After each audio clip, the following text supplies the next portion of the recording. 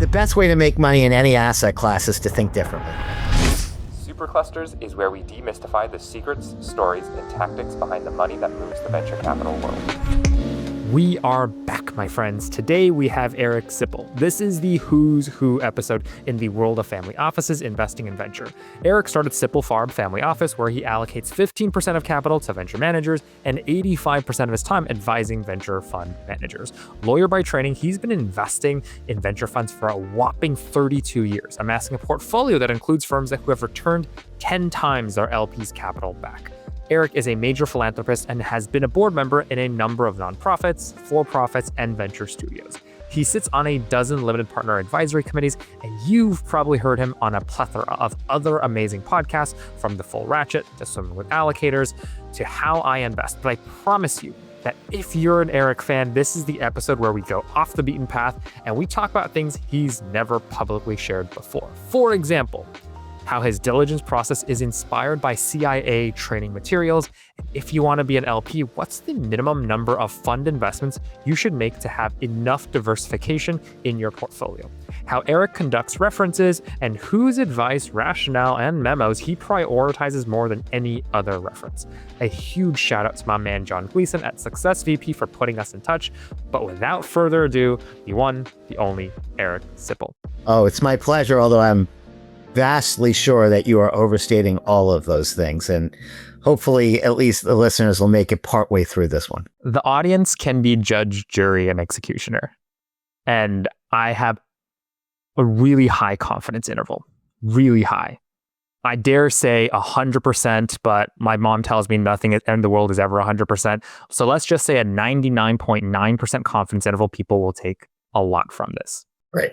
And so to start things off, I don't think you've publicly talked about this before, but it's also this question, and I needed to scratch my own itch here. So this may seem unusual, but is there a rhyme or reason to why your LinkedIn profile is all lowercase? There are really, I guess, two reasons why. One is, and they both sort of, I think, epitomize me. One is, and this is back before autocorrect or anything like that. I was just too lazy to type capitals. So that's number one. And number two is I don't take myself very seriously. So I just think capitals take yourself more seriously. So I want to go back in time to your time at Oceanside.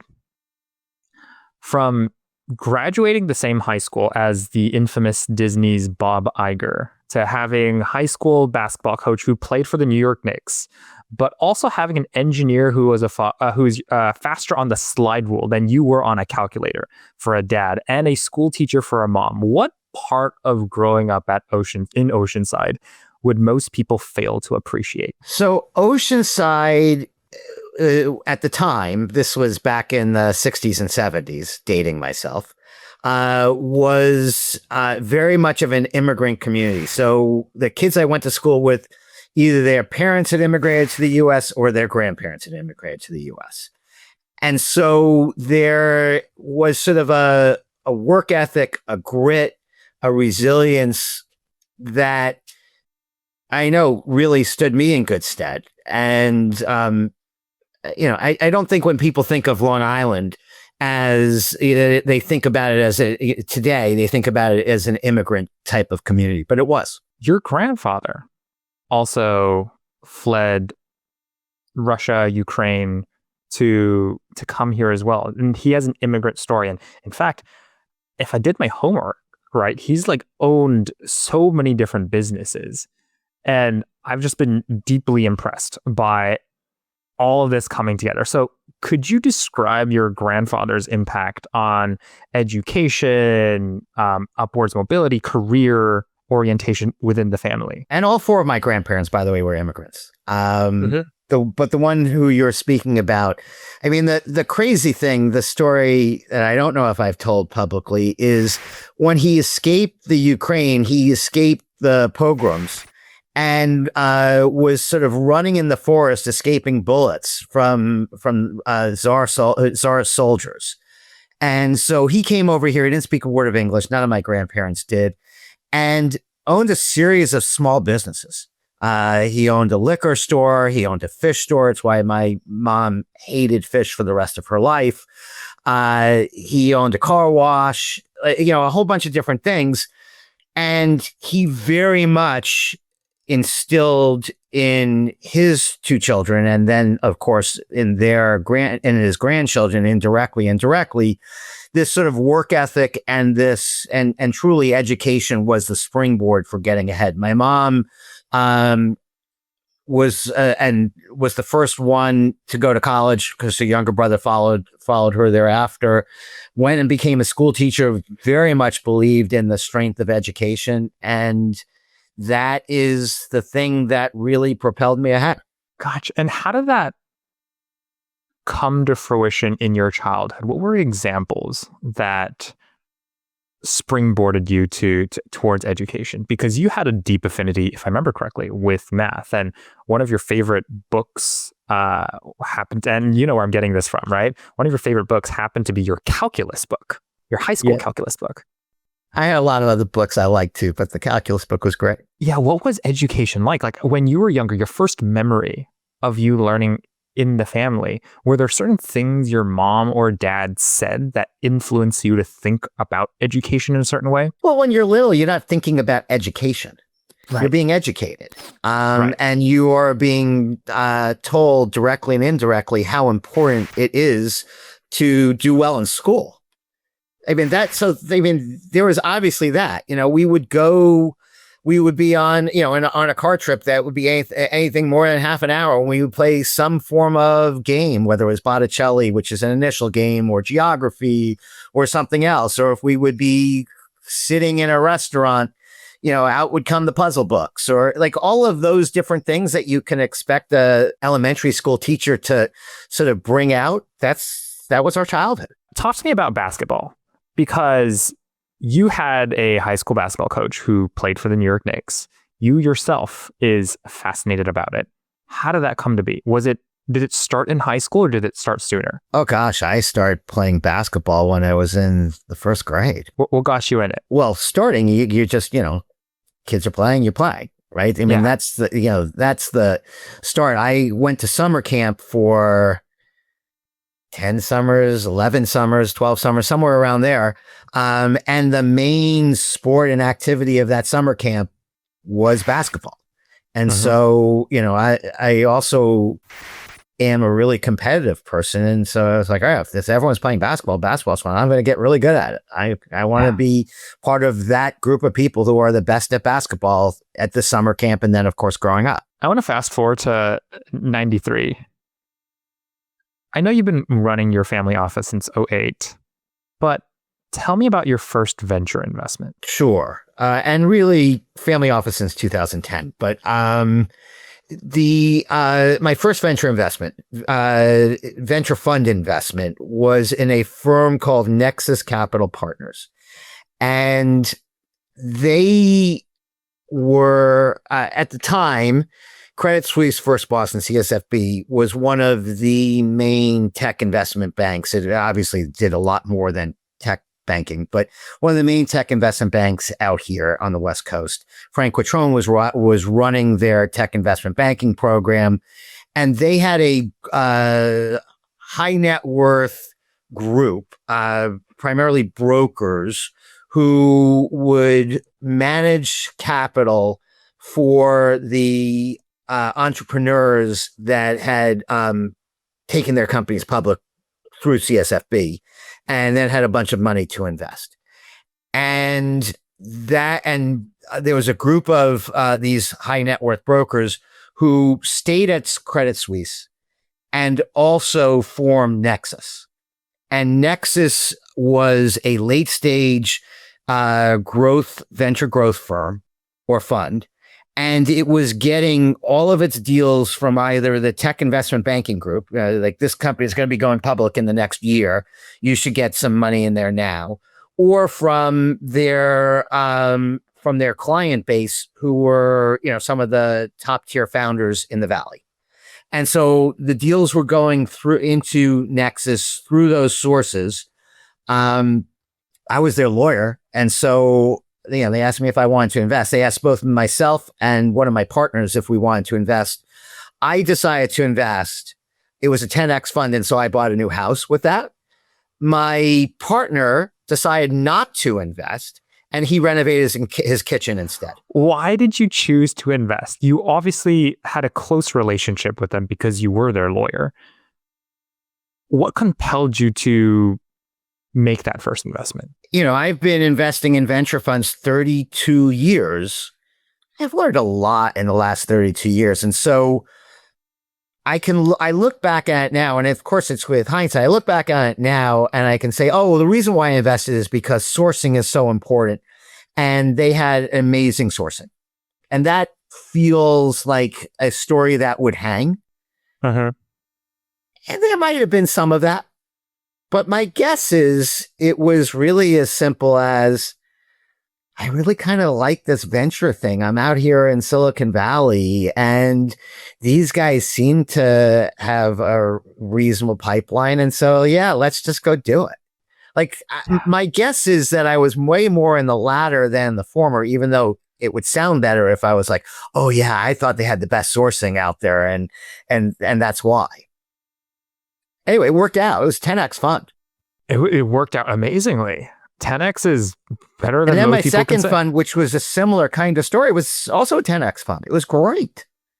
Okay, I'm going to ask you about your second one in just a second, but just to go back on this first one, was there like a minimum check size, or was there like, Eric, invest whatever you feel comfortable with? I'm sure it was invest whatever I feel comfortable with. I have yet to meet a fund that hasn't waived their minimum investment for me. Yeah, I mean, you so provide basically so much almost help there. virtually all of my fund investments, I am below the minimum. This is to this day. Is it an active conversation that you have with folks, or is it something that you provide value first, and then all these fund managers, and I correct me if I'm wrong, but you've done like 45 firm investments, and potentially more at this point, up to this point. In the VC landscape, yes. More in the VC landscape. Yes. And so, how do you think about it? Do you add value first, and then you go like, hey, I'd love to participate if you have space for me? Or do they ask you first, and then it becomes this, I'm only going to do this check size because it makes sense for me. I could provide this value. In the first conversation, I always introduce myself as someone who tries to help and add value. Mm-hmm. Typically, particularly in the VC space, but even in other spaces, typically I am talking to the GP because I've been introduced to them. Or they've sought me out because they have listened to a podcast, they know my reputation, whatever. So at this point, but this is, 30 some odd years in, people have a really good sense of the value I might be able to provide before that conversation has started. And as I said, I introduce myself by, these are the kinds of things that I do, which usually intrigue. And, that's just for people who might not have heard me in the past, that's to everything in terms of growing and developing a firm other than invest in this company versus that company. It runs the gamut of everything else. Yeah. And so and then in the course of that first conversation, and those who know me will sort of nod their head as they're listening, I very much share my opinions and what how I think people can do better. And I'll sometimes put on a different hat, saying, okay, I'm now putting on my advisor hat as opposed to my potential LP hat. And, through the course of that and other conversations, people are like, okay, he seems like he can really help. And so sometimes, and then I'll come back with a dollar figure that works for me. And they'll just say, yeah, of course. How much has that, I have so many questions here. Let's start with one. How much has that dollar figure changed over time? Because I believe you have a core investment that's at 250 and then I forgot the exact nomenclature, but like a discovery pilot. There we go. A pilot check that's at 100. Yeah, I borrowed the nomenclature from Sindana. I love it. I mean, Michael, Graham, Kelly, team have nothing short of, actually, funnily enough, as we're recording this, in a couple weeks, Kelly's episode is Kelly part 2 is gonna go live on Superclusters.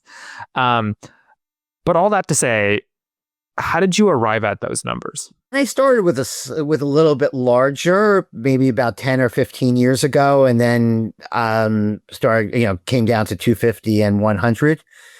How did I get to those? I believe that the best way as an LP to develop a venture portfolio, and again, we started with the 90s and we didn't talk about all the things I did wrong back then and along the way. But let's hang a bookmark there because we'll go back to that. Yeah, no, that'll be great. But I believe that the best way for an LP to construct a venture portfolio is to be diversified across a large enough number of firms and funds. And in particular, I believe that those funds should be concentrated 20 to 30 companies per portfolio, maybe less in some cases. And they should be diversified across sectors, geographies, and vintages, and firms and GPs. And so I think you need to have a minimum of at least 15, but 25 to 40 kind of feels right to me in terms of number of firms that you will have. And given my resources, I couldn't get there with large checks, with $500,000, $1 million checks. Just couldn't get there. And so I need to have that number come down.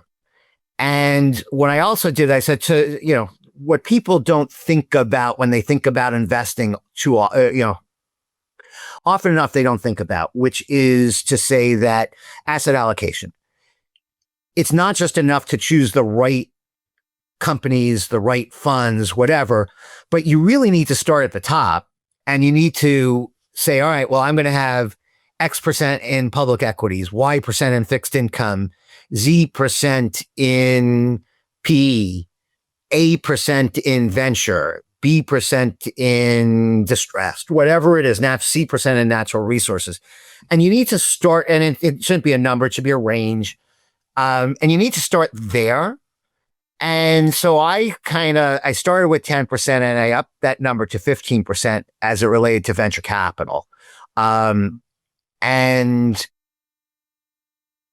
so that also informed, check sizes and the like. And now you're sitting at a point where you have more than 15 fund investments. You're thrice that number. Fund and firm. Yes. Yeah. For first, yes. How do you think about adding a new manager to your portfolio? Do you need to add a new manager to your portfolio? I, starting several years ago, have basically tightened the spigot or raised the bar very significantly. And there's a couple different reasons why. One is where you're going with this, which is I already have so many, right? And so that's part of it. But the other thing is, so I am 64 years old and it's a family office, but it's my money. I've given my kids the amount of money, already given them all the money that they're going to get.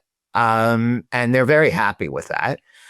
And I want to either spend the rest of my money or give it away during my lifetime. And I'm in good health, so I hope to have another 20 or 30 years. But if you look at, and I over-index on the venture side, and now we're talking about venture, so, not other asset classes. I over-index on the venture side for pre-seed and seed. I think that is a sweet spot for investing, particularly in emerging manager venture. And we can come back to some of this if you want. And so emerging manager venture, LPs need to go into that experience, understanding that they're not going to start getting real returns. They might get some of their money back, but not getting real returns until years 12 to 15. And so if you do the math and you say it's year 15 and I'm 64, I'm not getting money back, my real returns until my late 70s, early 80s. And it's not going to do me as much good. And so, so the combination of that and I'm already well diversified, I say that I'm not adding any more seed managers. And so, which is translated to in 2025, I've added one. In 2024, I added 1. In 2023, I added 2. So I don't intend to add any more, but sometimes I can't help myself. Why can't you help yourself in certain scenarios? Because I know for a fact, you're surrounded by really smart people. A lot of people that you do spend time with, including John, who introduced us, are just naturally very smart. What compels you to make that, let's say, 1 investment per year, starting from now? No, it's a good question. And John's a great example. So I've been talking to our mutual friend, John, for a few months now, coaching him and giving him lots of advice. And I told him at the beginning I wasn't going to invest with him. And I am so impressed with him that he might be one of those where like, all right, at the end, I'm like, all right, I just got to do this. I just don't know. And when John, of course, is going to be listening to this and he's going to take away, I don't know what he's going to take away from it. That's totally fine. He's going to come back to like, Eric, you did say that, with enough nudging, you might say yes. So I'm just going to keep nudging. Well, but it's not about the nudging. So that's your question. It's like, what gets me over the line? It's not nudging. Really, and I'm going to go about 10,000 feet high and then come back down to the question because it's helpful in terms of the thought process. Okay. I think of my investing in a 2x2 matrix. I invest time and I invest capital. And sometimes I invest time and no capital. So for example, with John, and it's the likely scenario is, and sorry, John, that it's just going to be time and not capital. I get back 2 things in return. I get back some form of personal satisfaction, emotional satisfaction, and there are different ways of doing that. And I get back financial returns. Okay? And so what drives me, and the other thing is what I've done with my portfolio, now I'm sort of rewinding a little bit. I've also cut the number of GPs that I'm re-upping with in half. So I'm only re-upping with somewhere between 20 and 25 GPs, even though there are a whole bunch of great GPs I'm not re-upping with. So when I'm thinking about who am I going to say yes to, I'm comparing that to the people I'm cutting out who I think are great. And I'm comparing it to the other people who are, who would love to have my capital, who are great. And so I'm thinking about all those things, but one of the things that drives me is the relationship I have with the GP. So if I have a particularly strong relationship and I feel like I can really make a difference in that person's life because my capital, all right, someone's going to raise a $200 million fund or $150 million fund. I think it's a great fund. It's a fund 3. It's a fund 4. I think it's a great fund. But there's not that, I'm not making a real difference. The connection is good, not great. Like, I'm not going to get to yes then, even if that may be the hottest fund out there and may drive the best financial returns, because it's not going to drive all those other things. But someone like John's just starting out. His fund 1 is going to be less than $10 million. Don't know what it's going to be, but it's going to be less than 10. It's going to be between 5 and 10. And I know that if I were to invest with him, that would make a real difference. There would be some signal there to other LPs. There are plenty of LPs where I think I provide signal to. There would be introductions I would make that I only make intros when I am actually an LP. But I also think I could help him on his trajectory and by giving him advice along the way that would be different than if I didn't write the check. And so what gets me over the line is some combination of those kinds of things. Speaking of the time component, because it seems like you love being intellectually stimulated, you love spending time with people that you learn a lot from, that they can learn a lot from you, that your advice is impactful for. All the previous investments in which you've done have been a flavor of that as well. And when you do not re-up on them, how do you have that conversation? Because they know because like Eric is really valuable. And when you finally decide for whatever reason that it's not a good fit for your future portfolio and you decide not to re-up on that, how do you have that conversation? In some cases, firms have graduated and they don't need me anymore. I mean, they'd be happy to have me, Like, it's not like, oh, Eric, you can't come back. And they would still have me in for my small check. Yeah. But, it's not impactful for them. That's easier, right? And in other cases, it's just hard. Yeah. It's like, all right. And in some cases, what I'm doing is I will always, any of the funds I've invested capital with, 100% of them, I will always give my time if they want. Yeah. And I tell them that. But, in reality, what ends up happening is they seek me out less. I seek them out less. And so I don't spend as much time with them. It's just a natural thing. And it's hard. And sometimes I make that decision based on performance. In some instances, I base it on the fact that I don't think they communicate very well with their LPs and they're not listening to some of the advice I give them. Sometimes it's just, I'm just not making that re-up call. And it's hard. It's sad. It definitely is, especially if they've proactively separately come to ask you for more money. And it makes a lot of sense because that 2x2 matrix in which you had, which is time and capital. It's like, you call me anytime. I'm on speed dial. I will pick up the phone and talk to you. But based on how I think about the portfolio or where I want to spend my time, since I'm, your words, 64 already, I'd probably want to spend my time or like my capital a little bit differently. Yes.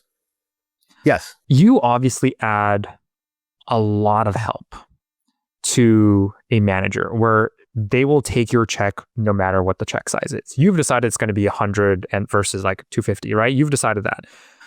For other folks who might be listening to this, who knows, maybe they're trying to build that 15, 20 fund portfolio, and based on how they've segmented it, they have to also write a sub 500K check per se. What do you think is the minimum viable, let's call it minimum viable value add that people should have before they can negotiate to write less than the minimum check size? I think this is also true about value add GPs to their portfolios. You have to really add value. Otherwise, you're actually subtracting value. Because if it's not real value, you're just taking up time. And so I worry about LPs who go into a conversation saying, I want to add value, when they don't have any value to add other than their check. So, but that's not the question you asked me. It's like, what kind of value do they have to add? I just want to sort of bracket it by you need to be careful, because it's like when I'm on a board, I always tell all of the board members, don't take up staff time if the amount of time you're taking is less than the value you're giving them and the organization. And so particularly when I chair a board, that's like a big thing of mine, is like, don't waste staff time. So what's the kind of value that you can add? And it's hard, right? And it's hard. So one is introducing other LPs. But again, in this case, it would be other LPs who can write bigger checks. So when I introduce other LPs, I'm introducing $100,000 checks. I'm introducing Sindana or Industry Ventures or an endowment or something like that. But a lot of people aren't have that network where they're able to do that. But if they are able to introduce real checks that can move the needle for the GP, and everything is different. For John Gleason, which is less than a $10 million fund, a check size of $500,000 moves the needle. Yeah. Whereas if you're raising $100 million fund, a check size of $500,000, it doesn't move anybody's needle. Yeah. And so one is capital interest. Two is, and this is really hard, but again, it's network, which is, can you help one of the portfolio companies? Yeah. Maybe, because you have real experience and expertise in something that's related to into the portfolio company. So that would be helpful. Can you again, I hate to keep using John, but it's a great, because you know him, it's a great prototype, which is John's got 140 LPs in his fund who are all like stars in the customer success world. They're just stars. And when he is looking at a potential company, he often goes to some of the early potential customers of that fund, of that company, excuse me, and ask them what they think of the product, or get it to somebody in the right department who they know what they think of the product, or potentially introduces them as a potential customer or whatever. And so if you are in the world where you could be a potential customer or find somebody who's a potential customer and you really you fit that, then that's really valuable. Or you're in the world where you can introduce talent to the GP and there's a relationship developed where the GP knows how to rely on that. That could be really valuable. So those are the kinds of things, really, I guess, if you wanted to boil it down, network. What's your network? Whether it's capital intro, talent intro, customer intro, what is your network that you can bring that can help add value to the GP? I love it. And oftentimes using, let's say, a Techstars motto, it's about giving first. Instead of saying like, I can do this, I will do this, I want to do this, you just deliver that first. Oh, you need to deliver value first before you, if you just say it, it's just talk. Yeah, totally. And that's why, I mean, truth be told, like most LPs are passive. It's not like venture in the grander scheme of things, it's not a large part of their portfolio. Like going back to your own portfolio, and let me know if I'm directionally accurate here, you're like what, 15% into venture, and then give or take, you have a quarter into real estate and a quarter into public equities and a quarter into fixed income. Yeah, give or take. Yeah. Give or take. Stuff I heard from elsewhere, but let me know if I'm wrong. Going back to a lantern we held and the folded page corner that you mentioned earlier that I said I was going to go back to, mistakes. I have made way more than my fair share. What are some of the most impactful mistakes or lessons you've learned in this industry? I really believe that GPs at the pre-seed and seed level, but really actually throughout across asset classes, the ones that really excel are the ones, and there are plenty who do this and don't excel, but I believe that this is a real predictor for success, is the ones that really can help their portfolio companies, can change the trajectory of the portfolio company. And that's in PE, that's in venture, that's in whatever. And so one of the mistakes I've made is why, the GPs who are just capital, I find that those, they may have sounded good when I invested or thought about investing, and they tend to just underperform. But another is, and this relates to the third fund I invested in. The second one was a 10x. The third one was a 0, which is that the value that the GP says they are adding has to really be needle moving and really matter. And in particular, customer discovery, intro, product market fit discovery, acceleration to getting to product market fit earlier are the critical elements to a pre-seed or seed investment. And the mistakes I made early on were not understanding that. And so therefore my investments were the performance of my investments were inconsistent. It has nothing to do with the Nexus investment that was 10x, or the second one, which was a 10x, which was just purely about sourcing. But generally speaking, the ones that failed at the early stage were the ones that where they really weren't changing the portfolio company trajectory. How do you know if someone's value adds, or let's say advice, is actually good advice. And let me preface with a couple more things. This is a line that I've cited quite a bit, and actually probably should learn the actual quote word for word instead of just paraphrasing it. But there's a line in the book Messy Middle by Scott Belsky, and there's a chapter where he quotes Hunter Walk from Homebrew. And the quote in which he quotes from Hunter is, if you sometimes listen to your investor's advice, you might fail. If you always listen to your investor's advice, you're guaranteed to fail. How do you know? Because every single GP who's coming to you will say, I can give this advice. I can help here. I can do all these things. But most of the time, even if you're on an LPAC, and I know you're on 12 LPACs, you don't know what kind of advice they're actually giving founders. And you don't know how they're delivering that piece of advice. So how do you know? Let me answer that question in a second, but I also want to be clear about what my advice is to GPs.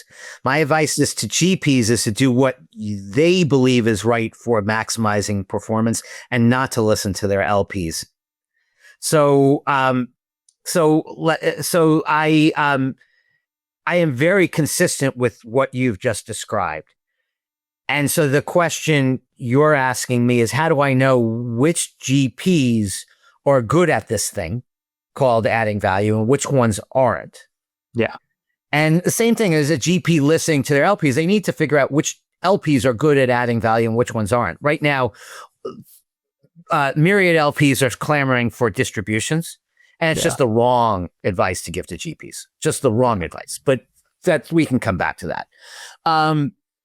But as it relates to how do you know? So first off, customer intro, talent intro, capital intro, which is what a lot of GPs do in terms of value. As long as they are introducing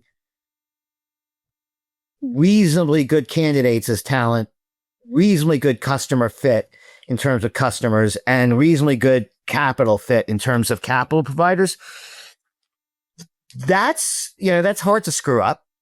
Which is network and intro.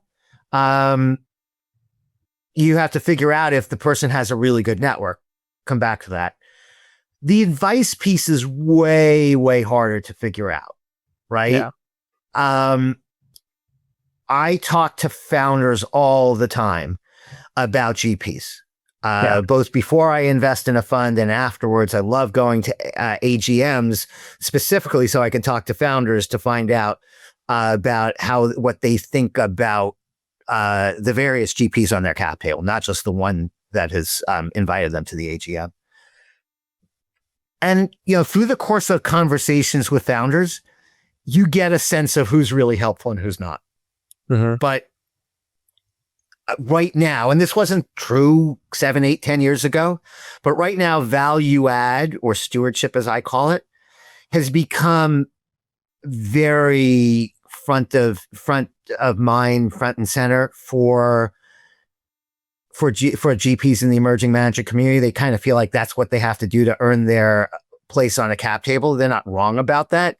So, but you're right, which is how do you sort of wade through the folks who everyone says they add value and which ones do and which ones don't. There's a little bit of an art in that. And I may or may not be good at it, but that's what I'm trying to get at. Going back to something you mentioned earlier, which is about intros, customer intros, investor intros, talent intros. Talent might be actually a quite interesting thing to differentiate on, to be completely frank. But at least for customer intros and even less kind of like investor intros, everyone seems to know everyone else. For example, if I don't want to call anyone out here, but there are certain GPs, multi-stage GPs, who are on a bunch of LP bases. They themselves invest anywhere between $100K to $1 million checks into a lot of emerging managers. And a lot of what these GPs promise their founders is, we will get you an introduction to XYZ person. And to the founders, like, oh my God, this is amazing. This is like a multi-stage GP. They can definitely do the Series A, Series B, but almost by magnitude of just how many checks. I know some certain family offices for these GPs have done like 100+ checks into managers. Wait, so you're talking about LPs making customer intros. You're not talking No, about no, no, no. GPs. I'm talking about GPs making investor intros. But GPs are making investor intros based on their own Rolodex. But so much of the Yes. Rolodex overlaps across GPs in the same industry. Uh-huh. Is that a consideration in which you have, or it doesn't matter? Just like whoever intros you to famous person or, Well, C-suite again, if person first. you're talking about capital intro, not customer intro. If you're talking about capital intro, most really good GPs have a great Rolodex, and they're going to be able to introduce you to the relevant next stage fund. So that one is hard to distinguish on. Customer intro is not quite as hard to distinguish. I over-index in terms of what I look for on specialist firms and sector specialist firms, although I'll look at other specialist firms as well. But sector specialist firms. And in terms of customer intro, if you are a specialist in the energy industry, if you are a specialist in the logistics industry, if you are a specialist in the legal industry, I can tell pretty easily when I'm doing diligence on that GP whether they have broad and deep networks, how deep it's not just, do I know XYZ at Chevron or at this particular law firm? It's when I send them an email, are they going to respond within an hour? Or when I pick up the phone, are they going to talk to me? That's what I mean by deep relationships, not just the breadth. But you can tell with sector specialists, with a little bit of digging, whether those networks are both broad and deep or not. And those lead, of course, to customer intro. Yeah. So to me, that's how I am. Going back to the original question, how do I know? Like with specialists, it's a lot easier to know because you can really see it. It's one of the reasons why I prefer specialists. That's true. It's not necessarily easier to diligence, but there are more obvious signs or signals when you do diligence if someone's well connected with someone else. Right. But to your second question, which is, there are a bunch of potential customers who lots of different GPs know. Yeah. And the answer is, yeah, maybe. But again, how deep is the relationship? I'll use another example of another firm where I'm an LP and I love. I don't know if you know the firm Workbench in New York. I do. And Workbench is incredibly good at creating a tech community in New York City where all of the CTOs, CIOs, CSOs out there, they kind of, who are based in New York, they kind of just already know them. They know what their pain points are and so it's more general because it's enterprise software, but they will know, all right, come to a conversation with a potential founder. This is a pain point of Morgan Stanley and the Bank of America, to use an example. Mm-hmm. And so they will then go to Morgan Stanley and Bank of America because they already know the pain point. They've already had lots of conversations with that person over many years. Like, that's very different than some generalist GP who may or may not know the right people at Morgan Stanley or Bank of America. They just know somebody who works at that company somewhere along the way. Like, that's a weak connection. And fair. So to me, it's about, like, yes, there may be overlapping connections, but who's likely to have who has the deepest connections? When you get excited about a sector specialist, how many other funds do you look at of the same sector before you make that investment? Or does that really matter to you? 10 years ago, I used to try to get do a market map and figure out all the ones out there and talk to a large number of them. At this point, and in terms of the arc of my career, I started investing in venture funds 30 some odd years ago, but I didn't really dive. Starting 17 years ago, I started doing more of it as I started the family office, or 15 years ago, I guess. And then in the last 10 years is when I really have sort of dove in. I spend 85% of my time in the venture space. But 10 years on now, I have a really good sense of what I think of as a really great GP. And so I don't feel the need, I'll give you an example. The one fund I invested in, the emerging venture manager this year, was called the Legal Tech Fund. They're on Fund 2. I met them 5 years ago. I've been coaching them along the way. And they have this great, very deep, very broad network into the legal industry. And they've met their moment because AI now meets legal tech, and it's a wonderful time for them. But they,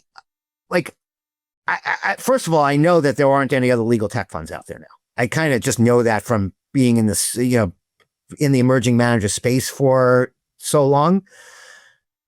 But I also just know it when I see it, right? I know this is the right time, given the generative AI push. Yeah. This is the right team with the network and the depth. And I know when I see it, and it's like, okay, that's easy. I'm just going to do that. The other thing is I probably look at 500 decks a year. I meet with 50 emerging venture capital managers a year. I have a pretty good sense of who's out there. I might not know, let's say it took automotive sector. I know, the 10 funds, I probably met with 4 of them. I'm not invested in any of them. Is there a firm 12, 13, and 14 that I'm missing? Probably. But it doesn't matter. How do people find you? And you did mention earlier where obviously you're on podcasts. There are a bunch of great ones you've been on as well. You obviously get intros from people within your network. If you were to break down your, let's say, 500 deals per year, where do you think are the primary sources? Okay, so the 500, about 300 or so come through. I am on both the selection and the steering committees for the Raise conference. Yeah. And Beautiful we literally just conference. locked down the list of invitees today. Yeah. And so I look at 300 of those just as part of that process. We get this year we got 950 applicants. There's a couple of different layers in terms of how you get to the finish line. I'm involved with each of those layers. And so I see about 300 decks. Which is great because I see what's going on out there. I don't need to meet with any of these people. I just see what's happening. So how do people find me? So which is the other 200 or so that I see and the 50 or so that I meet with. By far the best way to do it, the one that's most likely to get a positive response from me, is from a warm intro from someone I respect. So David, if you were to send me somebody and say, this is an amazing GP. I know that you're not investing, you may not invest, but could you spend a little bit of time with them? Because I think they would benefit from a conversation with you. Mm-hmm. Or you might say, they're an amazing GP and you actually should think about making an exception, right? If it's from you, because I respect you, and there are, a couple of dozen other people I respect out there who I would similarly say, okay, sure, I'm happy to have, that half-hour intro Zoom call. And I may just stick it a half-hour intro. I mean, that's how I met John, as an example. Somebody said, I asked Andrew Fielding, who's a really smart LP out there. It's like, all right, who you really like? And Andrew said, John Gleason, someone you really should know. And I'm like, okay. And so I had a half-hour call with John, not knowing where it was going to go. And I'm like, oh, no, I really should know John. And so I continued talking to him. I think was Andrew the person who introduced me to John as well? I think Andrew might have done that as well. Oh, it's so funny.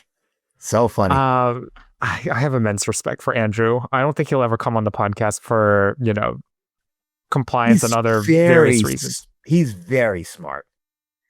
Ridiculously smart. And it's very rare that you meet this thinker, which is what I really like. Because the best way to make money in any asset class is to think differently. All right. He may ask us to bleep this out later, but in the interim, while we're not bleeping it out, if this does get kept in, Andrew, Eric, and I are huge fans of you. I'm curious for you. because you do a lot of references, or a reasonable amount of references. Maybe not Sindana level references, because Kelly was telling me she does like 40 references per fund kind of I thing. love Sindana's references, but I'll do about 10 I try to do 10 or 12 per Exactly. GP. Although I will be honest, I will cheat.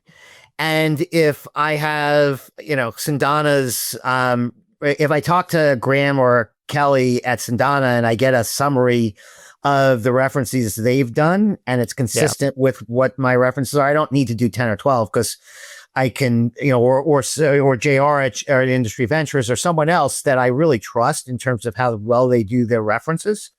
Yeah. I will, I don't need to do nearly as many, but it has to be someone I really trust. Yeah. How long is that list? You've mentioned Industry and Sindana, both in terms of who I trust in class terms of doing references. References. I don't know. There are probably 4 or 5 on that list. Okay. It's a very short list right there. That's a very short list. Who I trust on references is a very short list.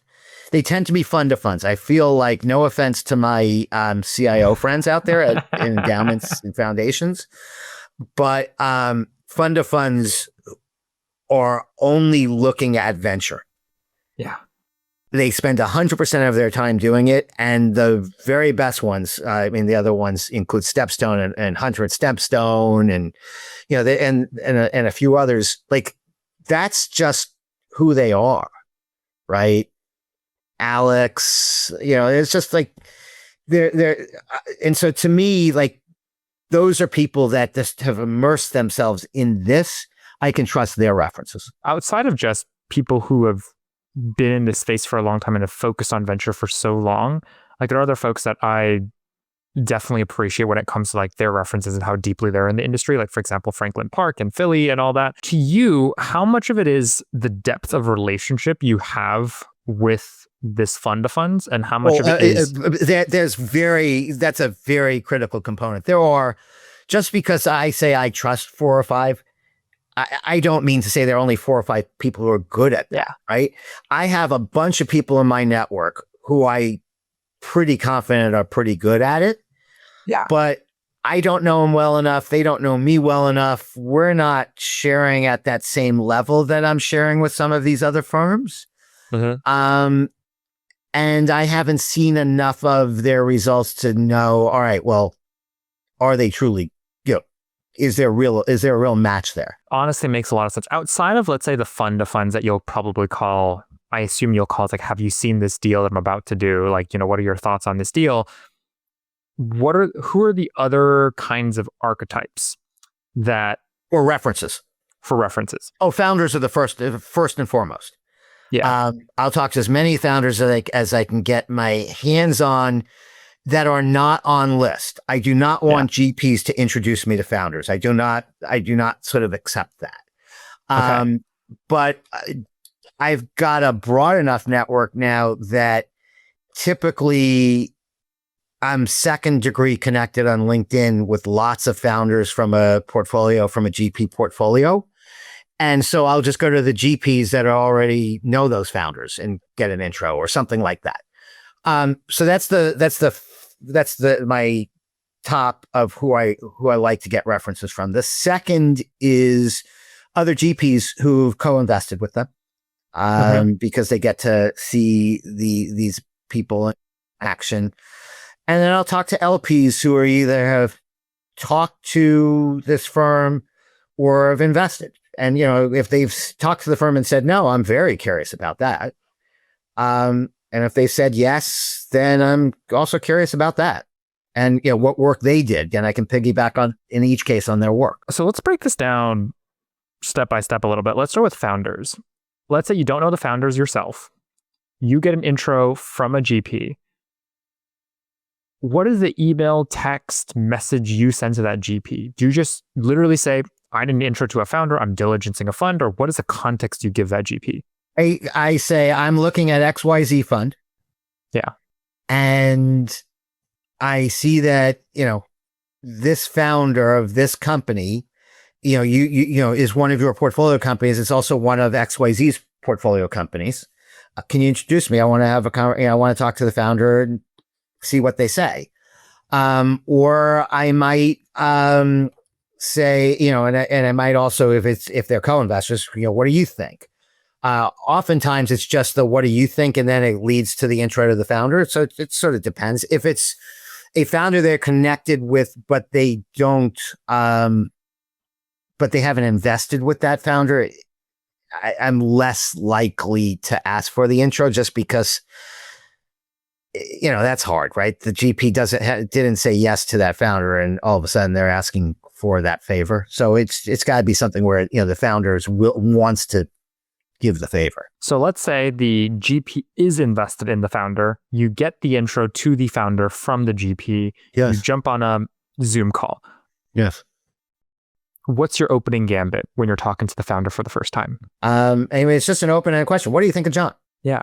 I mean, then I'll get to sort of more specifics.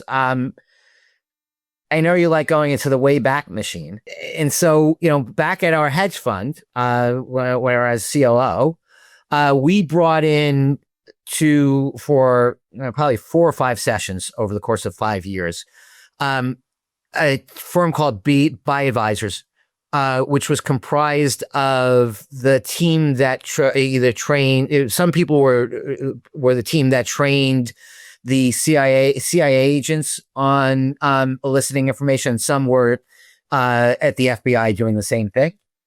And so, they try to help us ask better questions, learn information. And so whenever I do have a conversation with people and I'm trying to learn information, I just want to start with something open-ended. Like, tell me about John. Tell me about your relationship with him. What do you think of him? And then go from there in terms of what comes out of that. What I want to ask specifically around, well, why did you take John's money rather than someone else's? What was it that caused you to select John on your cap table? And it may be, you can you can tell whether people are dancing around the question, well, I didn't really have a choice.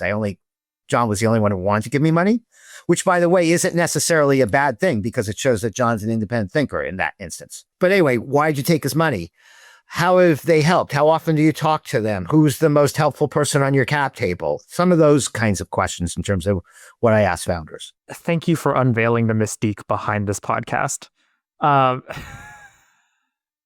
Supposed to stay under wraps, things we have in the back room discussion. We don't talk. No, I'm kidding. I would highly recommend diligence, even for fund managers or LPs, just through the Wayback Machine, because there's a surprising amount of internet archives that's still left out there. Oh, yeah. But that's also neither here nor there.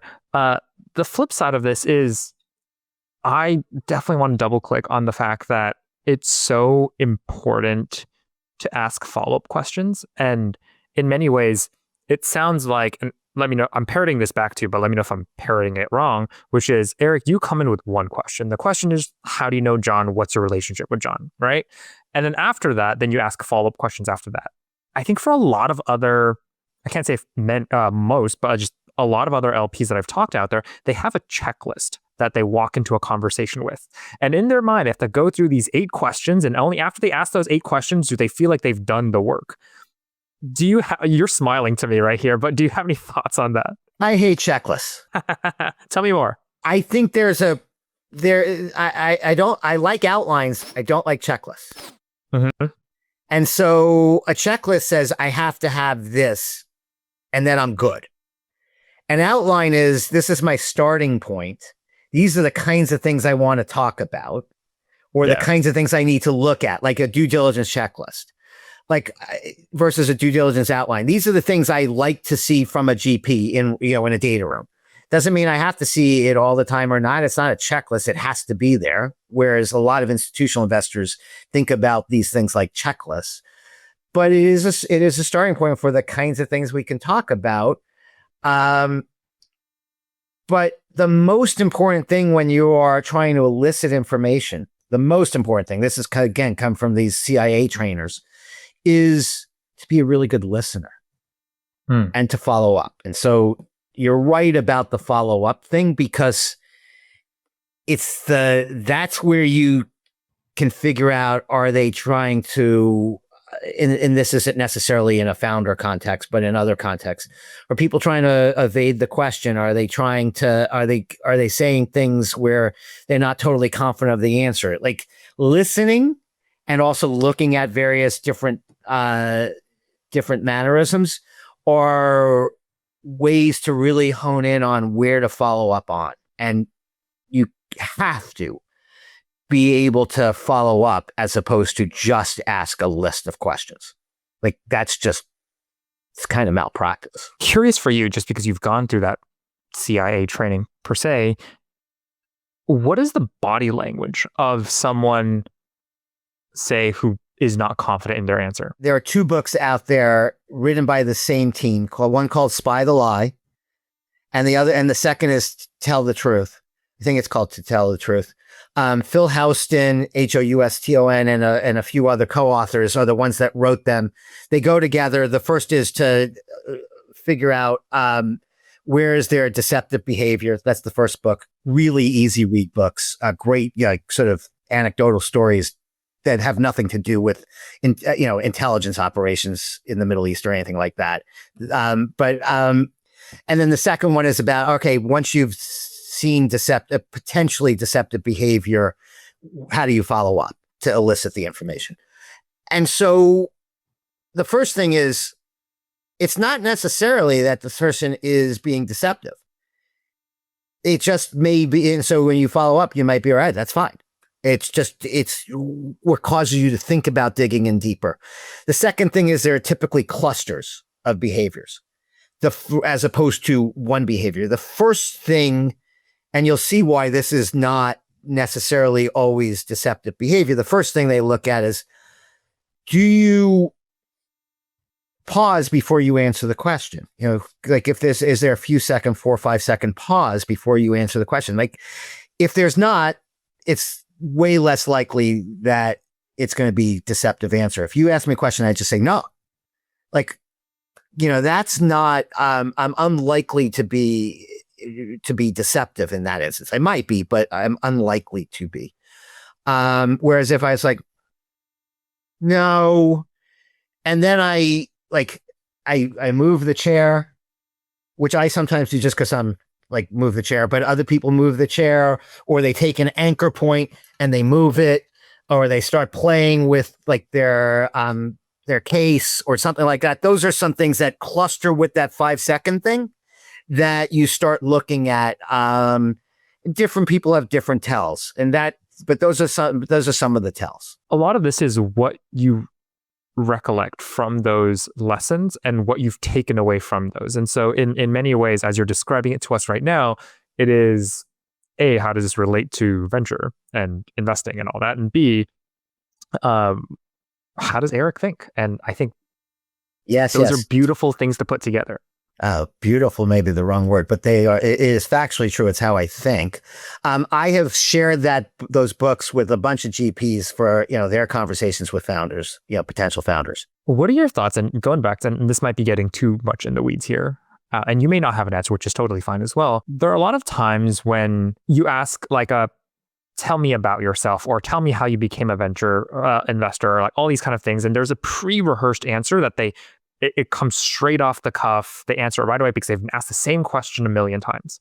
And then there's the flip side of it where, and all this in context, so nothing in isolation, obviously, where you ask them a question that they've never been asked before, and they just need to take a really long pause because you can see the gears churning in their mind. When someone gives you what feels like a pre-rehearsed answer, do you ever call them out on it? No, I don't say, oh, that's pre-rehearsed. But what if I'm interested in learning more, I'll pick at certain things. And, my favorite question is why? Like, why did you, in the same way that you try to get to the why? It's like one of the things that, as I said earlier, really impresses me about the questions you thought about. It's the getting to the why thing. You just start trying to get to the why, and then you get past the rehearsed answer to things that are more interesting. And when someone pauses, because they haven't thought of the question. It doesn't mean, again, back to the deception. That doesn't mean they're being deceptive. That just means they want to give a thoughtful answer. That's great. First of all, I promise I did not pay Eric to say all those good things. And now that I feel like I got to slide you your $100 after as well. Here's my check. Eric, thank you for saying good things on the podcast. Eric, I could talk to you forever. And I want to help land the plane a little bit here. And so we'll go into what I call them perspective questions. We'll take a step back from all the investing stuff and we'll just talk about life in general. And so if any of these hit a dead end, I'll take complete responsibility for it. But I'm curious for you, for the uninitiated, could you describe the joys of a $3 big slice of pizza from Roma Pizza nestled on the crossroads of 24th and 2nd? So it used to be called Mike's, and I'm going to talk about Mike's because Roma is a new... it's a new thing, okay. It's a new thing, and I actually haven't had Roma's yet. And I, for context, I used to live on 25th and 2nd. And so the joys of that, like there's something about New York... greasy slice of pizza, not the like high-end stuff that you get on the pizza tours, which is also fantastic, but rather the stuff where you hold the slice, you fold it a little bit, the grease comes dripping off onto the wax paper, and the cheese is just this sort of blob of cheese, and there's nothing better. To ask another question, and maybe my last question here, I came across this quote fairly recently, and I really, really like the quote. I don't know the origin of it. I tried to find the attribution, but couldn't find the attribution. But if you want to see what someone is afraid of losing, look at what they photograph. Oh, interesting. And question for you, if everything were to change tomorrow, what would you photograph? My family, my kids, my wife, my brother, my family, and then my close friends. Can't imagine a better answer than that. My dog. That's part of my family. The whole family. That's a big family. 2 kids, 1 wife, 1 dog, 1 brother. It's not that big. Okay. I mean, I don't know. When you were describing, I was trying to count the numbers, and clearly my counting mechanism is off. And this is why I need AI for these things. Eric, I can't imagine a better place to end on than this. Thank you so much for being a part of this. Oh, my pleasure. This was fun. All right, Superclusters. See you soon. Hey, Superclusters fans, David from Post here. If you enjoyed today's episode, all I ask are 3 small things. 1, there's a little red subscribe button. If you're on YouTube, if and only if you enjoyed this episode, that's the button to click, and you'll get many more presents, insights, and brilliant minds delivered to you just like this one very, very soon. 2, if you could do me a favor, let me know down in the comments what your favorite moment from this episode was. 3, it'd mean a lot to me if you could share it with one other friend you think could gain a lot from listening to today's cosmos of insights. And also let me know if there's anything I should have asked down in the comments. And if there's enough interest, we'll bring Eric back. I promised myself to record 100 episodes of Superclusters, so every comment, question, review helps me make this experience more meaningful and helpful to you, and makes investing in venture a little less scary and a lot more friendly. Lastly, I wanted to share a quick disclaimer. The views expressed on this podcast are for informational and educational purposes only and are solely the views of myself and the guest alone. They are not representative of any organization that we are a part of. None of the views expressed herein constitute legal, investment, business, or tax advice. Any allusions or references to funds or companies are for illustrative purposes only and should not be relied upon as investment recommendations. Consult a professional investment advisor prior to making any investment decisions. But if you want more, this left video over here is something that I think you'll really like, and the right one is our latest one if you haven't seen it yet. That is it from me.